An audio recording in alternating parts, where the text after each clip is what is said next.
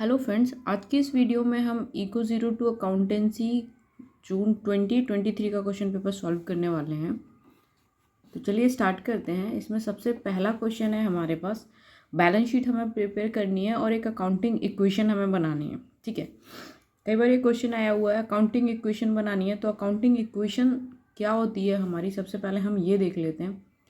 Accounting equation हमारे पास होती है assets is equal to capital plus में लायबिलिटीज़। ठीक है, assets is equal to capital plus liabilities, ये हमारे पास अकाउंटिंग इक्वेशन होती है। और एसेट्स हमारे पास कई सारे टाइप्स के होते हैं, लाइक कैश हो गया, गुड्स हो गए, फर्नीचर हो गए, डेटर्स हो गए, मशीनरी हो गई, व्हीकल्स हो गए। ये सारे हमारे पास एसेट्स होते हैं जो हमारे बिजनेस में हेल्प करते हैं। तो एक एक करके हम यहाँ पे इक्वेशंस बनाने के लिए एंट्रीज देख लेते हैं। सबसे पहली एंट्री है यहाँ पे, Rahul started business with cash 1 lakh. Cash के थ्रू बिजनेस को स्टार्ट किया गया है, 1 लाख रुपए बिजनेस में लगाए गए हैं। तो 1 लाख से हमारी एंट्री हो जाएगी। चलिए, राहुल ने बिजनेस स्टार्ट कर लिया है, 1 लाख रुपीज़ कैश आ गया हमारे पास। एसेट कैश होता है, कैश आ गया हमारे पास, और यहाँ पे हमारे पास कैपिटल भी आ गई है। ठीक है, कैपिटल आ गई है और एज वेल एज हमारे पास एसेट बढ़ गया, हमारा इंक्रीज हो गया। सेकेंड एंट्री देख लेते हैं। सेकेंड एंट्री थी हमारे पास, परचेज गुड्स फॉर कैश।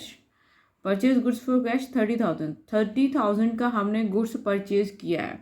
अब 30,000 का हमने गुड्स परचेज किया है, कैश के थ्रू परचेज किया है, तो ऑफकोर्स कैश हमारा क्या होगा, कम हो जाएगा।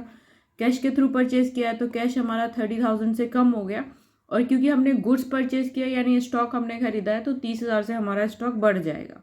ठीक है, और कैपिटल हमारी एज इट इज रहेगी। नेक्स्ट एंट्री थी हमारे पास, purchase goods on credit. Credit पे 15,000 क्रेडिट पे हमने गुड्स को परचेज किया।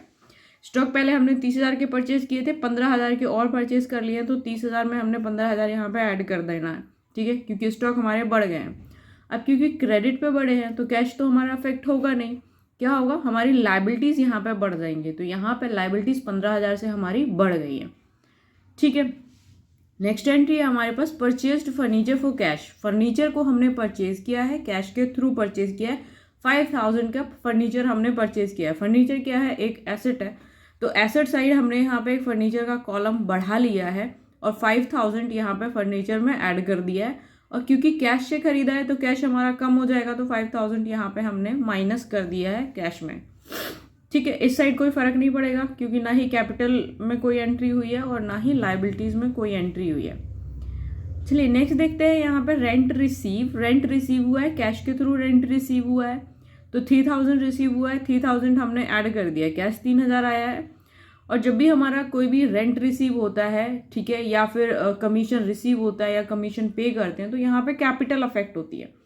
तो 3,000 कैपिटल में भी ऐड हो जाएगा। रेंट हमारा कैश में आया, कैश ऐड हो गया, कैश बढ़ गया, एज वेल एज हमारी कैपिटल भी बढ़ जाएगी।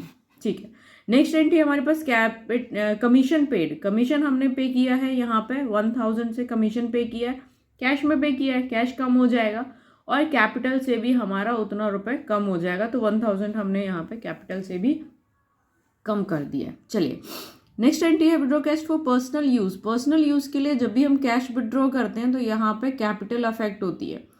तो कैश कम होगा क्योंकि हमने कैश यूज़ किया है, तो कैश कम हो जाएगा। 5,000 से कैश हमने यहाँ पे कम कर दिया और 5,000 से हमारी कैपिटल भी यहाँ पे कम हो गई है। ठीक है, नेक्स्ट एंट्री देखते हैं, sold goods on credit. Cost price 40,000 और 50,000। अब इसका क्या मतलब है, sold goods on credit. Credit पे गुड्स सेल किए, पहली चीज क्रेडिट पे गुड्स सेल किए हैं। सेल करने का मतलब क्या है, पैसा हमारे पास आएगा, ठीक है, लेकिन यहाँ पे क्रेडिट पे किए तो एट ए टाइम पैसा नहीं आ रहा है। नहीं आ रहा है ना, क्या आ रहा है, हमारे पास एक पर्सन आ रहा है जो बाद में इन फ्यूचर हमें वो पैसा देगा, तो उसको हम डेटर्स कहते हैं। तो डेटर्स हमारे पास आ रहा है, कितने से आ रहा है, 50,000 से आ रहा है। कॉस्ट प्राइस तो 40 थी, लेकिन कितने में हमने सेल किया है, उसको 50 में सेल किया है। तो 50,000 से यहाँ पे डेटर्स का एक अकाउंट कॉलम बढ़ गया है, 50,000 यहाँ पे ऐड हो गए और 40,000 के गुड्स कम हो गए क्योंकि कॉस्ट प्राइस कितनी थी, 40,000 थी, तो 40,000 के गुड्स कम हो गए हैं, 50,000 के डेटर्स बढ़ गए। अब इन दोनों के बीच का डिफरेंस क्या है, 10,000, जो कि हमें प्रॉफिट हुआ है क्योंकि 40,000 की चीज़ थी, हमने उसको 50,000 में बेचा है, तो 10,000 क्या है, हमारा प्रॉफिट है। तो प्रॉफिट जो है वो हमारे कैपिटल में ऐड हो जाएगा, तो यहाँ पे हमने कैपिटल में प्रॉफिट ऐड कर दिया है। ठीक है, चलिए नेक्स्ट एंट्री है पे टू क्रेडिटर्स। क्रेडिटर्स जो थे उनको हम पे कर रहे हैं, कैश में पे कर रहे हैं, तो कैश हमारा कम हो जाएगा और लाइबिलिटीज़ जो थी वो भी कम हो जाएंगी क्योंकि हमने पे कर दिया तो हमें और लाइबिलिटीज़ कम हो गई, उधारियाँ हमारी कम हो गई हैं, तो यहाँ पे 10,000 माइनस हो जाएगा। चलिए नेक्स्ट एंट्री थी हमारी रिसीव्ड फ्रॉम डेप्टर्स। डेप्टर से हमने 8,000 रिसीव किया है 50,000 के डेप्टर्स थे जिनको 50,000 हमें देना था पैसा, उसमें से उन्होंने अभी 8,000 दे दिया, यानी कि 8,000 के हमारे डेप्टर्स कम हो जाएंगे और क्योंकि कैश दिया है तो कैश हमारा बढ़ जाएगा, तो कैश में एंट्री हो गई और यहाँ पे डेप्टर्स में माइनस हो गया। ठीक है, फाइनल हमारा ये बचा है। अभी हमारे पास 60,000 कैश अवेलेबल है, गुड्स हमारे पास 5,000 के हैं, 5,000 का हमारे पास फर्नीचर है और 42,000 के हमारे डेप्टर्स है। कैपिटल साइड 1,07,000 हमारा बचा हुआ है और लाइबिलिटीज अभी हमारे पास 5,000 की हो गया। नेक्स्ट इसी के अंदर एक क्वेश्चन और पूछ रहा था कि हमें इसके अंदर क्या बनाना था, बैलेंस शीट बनानी थी। तो चलिए बैलेंस शीट देख लेते हैं। बैलेंस शीट में हमारे पास जो जो चीज़ें अवेलेबल थी ये बैलेंस शीट होती है, लाइबिलिटीज अमाउंट, एसेट्स अमाउंट, ये इसका फॉर्मेट होता है।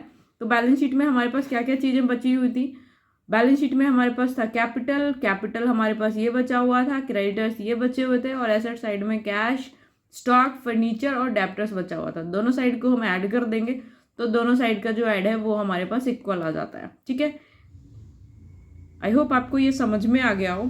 Thank you.